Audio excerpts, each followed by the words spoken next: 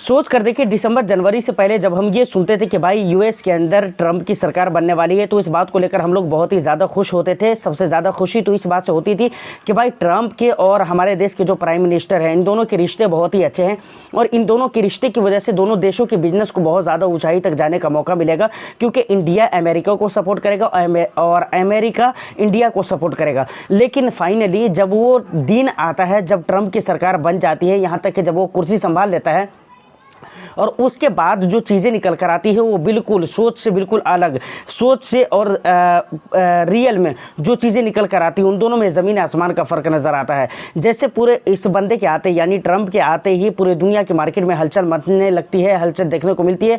इसी तरीके से इंडियन स्टॉक मार्केट के अंदर भी हलचल देखने को मिलती है। ऐसा नहीं है कि पर्सनली इंडिया के लिए कुछ रिलीफ वाली बातें की हो इस बंदे ने, बिल्कुल नहीं करी हैं। हम बात करने वाले हैं आज मल्टीपल पॉइंट्स होंगे, मल्टीपल टॉपिक्स होंगे जिनको आज की इस वीडियो में कवर करने वाले हैं। खास तौर से हम 2 अप्रैल को कवर करेंगे, उसके बाद रेसिप्रोकल टैरिफ वगैरह को लेकर बात करेंगे। उसके अलावा ऑटो और फार्मा वाले जो सेक्टर्स हैं, इन दोनों के जो नींद हराम करके रखे हैं उनके बारे में भी डिटेल्स में बात करने वाले हैं, क्योंकि उनको समझना बहुत ही ज़रूरी है। अगर आपने ऑटो सेक्टर में या फार्मा सेक्टर में पैसे लगा कर रखा हुआ है या फिर पैसा लगाने के बारे में सोच रहे हैं, तो यकीनन इसके लिए बहुत ही बुरी खबर निकल कर आ रही है। उसके बारे में भी डिटेल्स में बात करेंगे। साथ ही साथ हम लमसम करना है 3 लाख रुपये का 5 साल के लिए, तो कौन सा फंड हो सकता है जो बेहतर हो सकता है और कितने % का रिटर्न्स हम वहाँ पर एक्सपेक्ट कर सकते हैं, इसके ऊपर भी हम डिटेल्स में बात करेंगे। तो चलिए, वीडियो बहुत इंटरेस्टिंग होने वाली है, इसलिए आपसे रिक्वेस्ट करूंगा कि भाई बहुत सारे लोग चैनल को वॉच करते हैं, वीडियोस को वॉच करते हैं, देखते हैं, लेकिन आप लोगों में से बहुत सारे लोगों ने सब्सक्राइब नहीं किया है। तो प्लीज़ बी फाइनेंसर को आप ज़्यादा से ज़्यादा सब्सक्राइब करें, सपोर्ट करें और इस तरह की वीडियोज़ यानी फाइनेंस और स्टॉक मार्केट, म्यूचुअल फंड वगैरह से रिलेटेड वीडियो देखना आपको पसंद है तो यकीनन बी फाइनेंसर आपका बहुत ही बेस्ट और परफेक्ट चॉइस हो सकता है। चलिए, अब डायरेक्ट हम अपने मुद्दे के ऊपर आते हैं। सबसे पहले हम शुरुआत करेंगे मार्केट से। मार्केट से अगर हम बात करें तो भाई मार्केट के अंदर गिरावट हो रही है अभी हाल फिलहाल में। और यूएस की मार्केट में देखें तो नैस्डैक को देख ले, डॉ जोनस को देख ले, S&P 500 को देख ले, सारी जगहों पे बुरी तरह से गिरावट हो रही है पिछले 1-2 दिनों के अंदर। हमारी मार्केट के अंदर भी गिरावट हो रही है, लेकिन फिर भी हमारी मार्केट को अगर कंपेयर करेंगे यूएस की मार्केट से तो भाई अभी भी अच्छी हालत में नज़र आ रही है। और इंडियन स्टॉक मार्केट में गिरावट की एक रीज़न मैंने बताया हुआ था, जो कि बहुत ही रियल और भयंकर रीज़न था, वही प्रॉफिट बुकिंग का, क्योंकि मार्च क्लोजिंग का महीना चल रहा है, फाइनेंशियल ईयर खत्म हो रहा है, जिसकी वजह से यहाँ पर थोड़ी प्रॉफिट बुकिंग लोग कर रहे हैं अपने टैक्स को बचाने के लिए, समझ रहे हैं ना। तो ये सारी चीज़ है। अब सोमवार की मार्केट की अगर मैं बात करूं तो सोमवार को तो मार्केट ऐसे भी बंद रहने वाला है ईद उल फित्र की वजह से, तो मंगलवार को मार्केट खुलेगा और मंगलवार को हो जाता है 1 तारीख, समझ रहे हैं। तो अभी मंगलवार के कई दिन हैं, इस बीच में अगर कोई अच्छी न्यूज़ आ जाती है तो वो अलग बात है, वरना मंगलवार को भी ऐसा लगता है कि भाई मार्केट के अंदर गिरावट होगी। क्यों गिरावट होगी? उसके पीछे का रीज़न है कि भाई दुनिया भर की मार्केट के अंदर जो गिरावटों का संकेत है, जो सेंटीमेंट है, वो तो है ही है। प्लस यूएस का जो डेटा निकल कर आया है वो उम्मीद से ज़्यादा ख़राब आया है। उम्मीदें क्या थी? इन्फ्लेशन का जो डेटा आएगा यूएस के अंदर वो आएगा 2.7 आएगा, लेकिन 2.8 आ गया है, तो मतलब ज़्यादा करके आया है, जो कि नहीं आना चाहिए था। अब यहाँ पर ये उम्मीदें ख़त्म हो जाती है कि भाई फेडरल रिजर्व बैंक की तरफ से जो क्या कहते हैं उसको, इंटरेस्ट रेट कम कर दिया जाएगा। FOMC वगैरह की जो मीटिंग होती है उसमें जो रेट कट होता है, रेपो रेट कम होता है, जो भी आप कह लीजिए, वो कम होने के चांसेस बिल्कुल ही न के बराबर हो जाते हैं, क्योंकि महंगाई एक तरफ बढ़ रही है, उसी बीच में अगर इंटरेस्ट रेट सस्ता कर दिया जाए तो और भी ज़्यादा लोग कंजप्शन बढ़ेंगे और वहाँ पर कंजप्शन का फ़ायदा नहीं होगा, बल्कि कंजप्शन का वहाँ पर नुकसान देखने को मिलेगा। महंगाई के रूप में महंगाई बढ़ेगा, इन्फ्लेशन बढ़ेगा। तो ये सारी बात है। अमेरिका के एंगल से अगर देखा जाए कि भाई ठीक है, वहाँ अगर फेडरल रिजर्व बैंक अगर रेट कट नहीं करता है तो हमारे देश में होगा या नहीं होगा, तो ऐसा तो मुझे नहीं लग रहा है फिलहाल कि भाई हमारे देश के अंदर रेट कट नहीं होगा। लेकिन ठीक है, हम आने वाला टाइम का इंतजार करते हैं, देखते हैं कि क्या होता है हमारे देश के अंदर। ऐसे मैं अपनी सोच के अकॉर्डिंग अगर बात करूँ, मैं अपने हिसाब से अगर बात करूँ, तो मुझे तो ऐसा लगता है कि भाई ठीक है, वहाँ रेट कट हो या ना हो, लेकिन हमारे यहाँ अप्रैल में जो मीटिंग होने वाली है MPC वगैरह की, वहाँ पर रेट कट ज़रूर कर दिया जाएगा। तो ये हमारी मार्केट के लिए ऑफकोर्स बेनिफिशियल हो सकता है। तो ये सारी बातें यहाँ तक के हो जाती है। देखिए, अभी हाल फिलहाल में डोनाल्ड ट्रंप का एक इंटरव्यू हुआ था जिसमें यह पूछा गया था कि भाई इंडिया के ऊपर जो टैरिफ वगैरह लगाने की बात हो रही है 2 अप्रैल को, रेसिप्रोकल टैरिफ वगैरह, तो क्या उसमें कुछ रास्ते निकाले जाएंगे या फिर कम कर दिया जाएगा या ज़्यादा कर दिया जाएगा या लगाया ही जाएगा, क्या होने वाला है? तो वहाँ पर बंदे ने जवाब दिया था कि भाई हम दोनों की दोस्ती, हमारी और इंडिया की दोस्ती अच्छी है, ठीक है, और वहाँ के जो प्राइम मिनिस्टर है यानी नरेंद्र मोदी जी, ये एक स्मार्ट मैन है, भाई हम टैरिफ लगाएंगे, उन्होंने कहा कि हम इसमें कुछ बीच का रास्ता निकालेंगे। ये नहीं कहा कि हम कितना लगाएंगे और लगेगा ही, लेकिन उन्होंने कहा कि मतलब हम बीच का रास्ता निकालेंगे। मतलब ये तो तय है कि भाई लगेगा,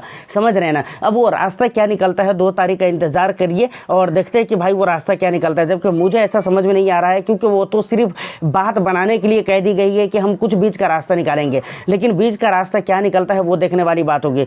जबकि अगर मैं बात करूं कनाडा की और उसके बाद चाइना की, कनाडा की, मैक्सिको की, तो उन लोगों ने साफ तौर से कहा है कि भाई फिर हम देखते हैं। कनाडा ने तो साफ किया है कि हम देखते हैं कि यूएस हमारे ऊपर टैक्स लगाता है और फिर हम उसके ऊपर भी टैक्स लगाएंगे, टैरिफ लगाएंगे, हम छोड़ेंगे नहीं। लेकिन हमारे इंडिया की अगर बात की जाए तो भाई साहब कुछ भी जवाब ही नहीं दिया गया है। तो हम आने वाला टाइम का ही इंतजार कर सकते हैं, क्योंकि कुछ जवाब दिया गया होता तो फिर वहाँ पर हम कुछ सोचते, लेकिन फिलहाल कुछ जवाब तो दिया नहीं गया है, तो कुछ कहा भी नहीं जा सकता है। उसके बाद एक और भी जो कि बहुत बड़ी न्यूज़ निकल कर आ रही है। देखिए ऑटो सेक्टर के बारे में कहा गया था कि भाई तुम अपने गाड़ियों के रेट नहीं बढ़ाओगे, समझ रहे ना, और अभी भी यही कहा जा रहा है। जबकि ऑटो कंपनीज़ की तरफ से जो इंडिया की कंपनीज़ है या खुद वहाँ की कंपनीज़ है जो यूएस के अंदर बिजनेसेस कर रही है, उनको कहा गया कि भाई तुम ऑटो के मतलब अपने गाड़ियों के रेट नहीं बढ़ाओगे। तो ऑटो कंपनीज़ की तरफ से ये कहा गया है कि भाई ऐसा है कि मुझे लॉस हो सकता है टाइम के अकॉर्डिंग और टाइम के हिसाब से मुझे कुछ ना कुछ प्राइस बढ़ाने पड़ेंगे। लेकिन उन्होंने साफ मना कर दिया कि भाई ऐसा नहीं कर सकते, और जिसकी वजह से पूरी तरह से ऑटो सेक्टर में बर्बादी छाई हुई है यूएस के अंदर। उसके बाद अगर बात की जाए तो फिर उनसे एक सवाल भी पूछा गया कि भाई अगला जो सेक्टर होने वाला है वो आपकी नज़र में कौन सा सेक्टर होने वाला है जिसके ऊपर आप टैरिफ लगा सकते हो, सेक्टर वाइज वो कौन सा सेक्टर हो सकता है। तो इन्होंने कहा कि भाई फार्मा का सेक्टर हो सकता है जिसके ऊपर हम टैरिफ लगा सकते हैं। तो आप ये कह सकते हैं कि जो हाल फिलहाल में ऑटो सेक्टर का है, बहुत जल्द वही हाल फार्मा का भी देखने को मिलने वाला है। तो ऑटो सेक्टर के अंदर अगर आपके पैसे लगे हुए हैं तो ऐसे भी आपकी नींद खराब हो ही चुके हैं, लेकिन अगर आप फार्मा सेक्टर के अंदर पैसे लगाने वाले हो तो वहाँ पर भी आपका नींद खराब हो सकता है, आपकी नींदें हराम हो सकती है, क्योंकि कुछ न्यूज़ ऐसे निकल कर आ रही है जिसकी वजह से मैं ये चीज़ आपको कह रहा हूँ। चलिए, तो ये सारी बातें यहाँ तक ख़त्म हो जाती है। अब एक सवाल जो हमारे पास आया हुआ है, कल की वीडियो के ऊपर कमेंट आया हुआ था कि सर मुझे 3 लाख रुपये का लमसम करना है 5 सालों के लिए, कौन सा फंड में करूँ, मतलब किस फंड को सेलेक्ट करूँ, किस फंड में ये लमसम मुझे करना चाहिए, ये पूछ रहे हैं। मैक्सिमम कितने पैसे बनेंगे 5 सालों में? तो देखिए, इसका सबसे पहले मैं आपको ये तो नहीं बताऊंगा सर कि मैं आपको ये फ़ंड लेना चाहिए, ये फ़ंड बिल्कुल नाम पकड़कर तो मैं आपको नहीं बताऊंगा, लेकिन हाँ मैं कैटेगरी आपको बता देता हूं कि भाई किस किस कैटेगरी से आपको फ़ंड लेना चाहिए 5 सालों के लिए। सबसे पहले नंबर पे आ जाता है लार्ज कैप कैटेगरी से एक फ़ंड आपको रखना चाहिए। उसके बाद large and mid cap category से एक फ़ंड आपको रखना चाहिए। उसके बाद फ्लेक्सी कैप कैटेगरी से, मल्टी कैप कैटेगरी से एक फ़ंड और मिड कैप कैटेगरी से एक फ़ंड आप ले सकते हैं। बस इस तरह करके आप अपनी पोर्टफोलियो को डिज़ाइन कर सकते हैं। अगर मैं परसेंटेज वाइज बात करूँ कि कितने % के रिटर्न्स मिल सकते हैं, तो ज़्यादा नहीं, हम 14% के रिटर्न्स, 12 से 14% के ही रिटर्न्स आप पकड़ कर चलिए तो ज़्यादा बेटर है। देखिए, उससे ज़्यादा के रिटर्न्स अगर मिल जाते हैं, देखिए हम ये नहीं कह रहे हैं कि भाई यहाँ पर रिटर्न्स जो मैं बोल रहा हूँ वो तय है। सबसे पहले ये चीज़ तो आपको क्लियर रहना चाहिए कि भाई इक्विटी मार्केट के अंदर कुछ भी तय नहीं होता है, समझ रहे हैं ना। जो भी यहाँ पर बातें की जाती है वो एक्सपेक्टेशंस के ऊपर और कुछ जो पास्ट के डेटा होते हैं, रिजल्ट्स होते हैं, उनको लेकर बातें की जाती है। ऐसा नहीं कि मैं आपको 12 से 14% बोल रहा हूँ तो ये तय है। मार्केट के सिचुएशन अच्छे रहेंगे तो ये 15% भी जा सकते हैं, 18 और 20% भी हो सकते हैं, और मार्केट के सिचुएशन अगर ख़राब रहे तो ऑफकोर्स ये इससे कम भी हो सकता है। तो इस बात को आप समझ कर चलिए। तो इसीलिए मैं औसत एक पकड़ कर चला है, बीच वाला जो हिस्सा है वो मैंने आपको बता दिया है कि भाई 12 से 14% का रिटर्न्स आप यहाँ पर एक्सपेक्ट कर सकते हैं।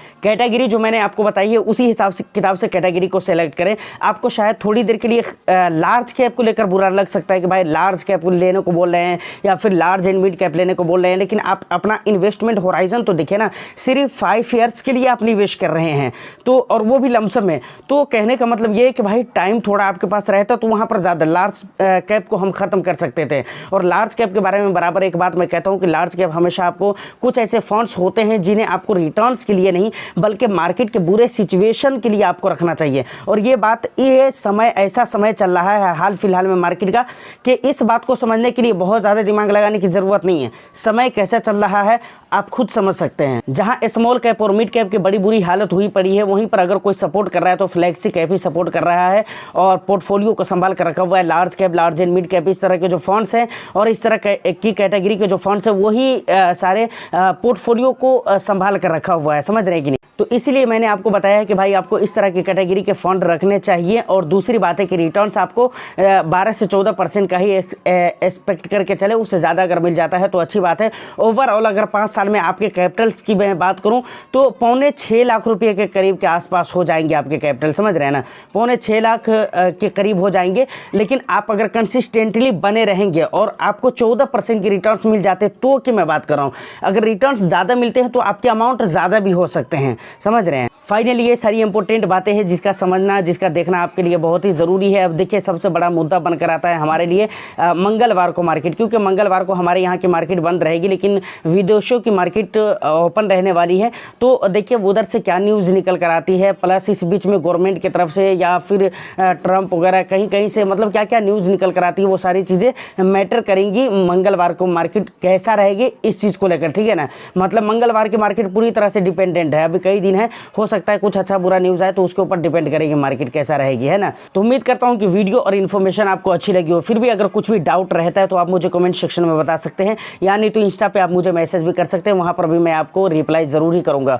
तो वीडियो को बस एक लाइक कर दीजिए, शेयर कर दीजिए। चैनल को अगर अभी तक आपने सब्सक्राइब नहीं किया है तो चैनल को भी ज़रूर सब्सक्राइब कर ले। मैं फिर मिलता हूँ किसी नेक्स्ट एंड इंटरेस्टिंग वीडियो में, जब तक के लिए all the best. Thank you for watching.